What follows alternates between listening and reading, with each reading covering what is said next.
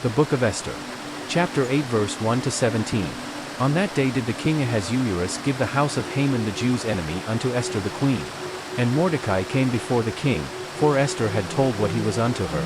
And the king took off his ring, which he had taken from Haman, and gave it unto Mordecai. And Esther set Mordecai over the house of Haman. And Esther spake yet again before the king, and fell down at his feet, and besought him with tears to put away the mischief of Haman the Agagite, and his device that he had devised against the Jews.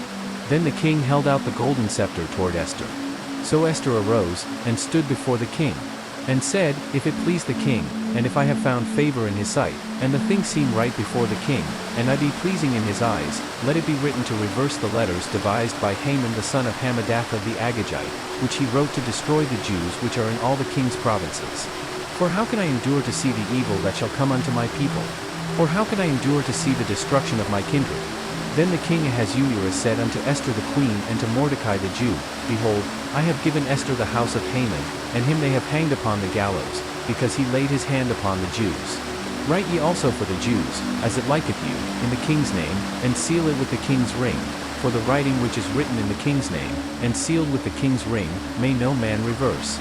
Then were the king's scribes called at that time in the 3rd month, that is, the month Sivan, on the 23rd day thereof, and it was written according to all that Mordecai commanded unto the Jews, and to the lieutenants, and the deputies and rulers of the provinces which are from India unto Ethiopia, 127 provinces, unto every province according to the writing thereof, and unto every people after their language, and to the Jews according to their writing, and according to their language. And he wrote in the king Ahasuerus' name, and sealed it with the king's ring, and sent letters by posts on horseback, and riders on mules, camels, and young dromedaries.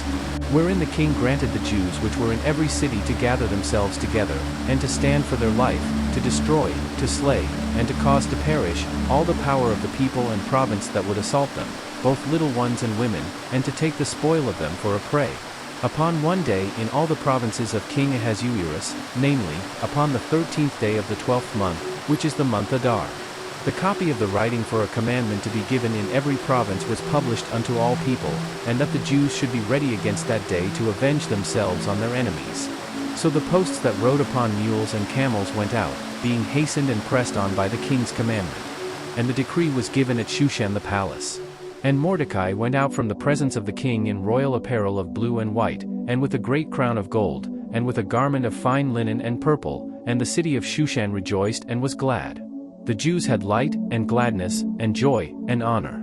And in every province, and in every city, whithersoever the king's commandment and his decree came, the Jews had joy and gladness, a feast and a good day.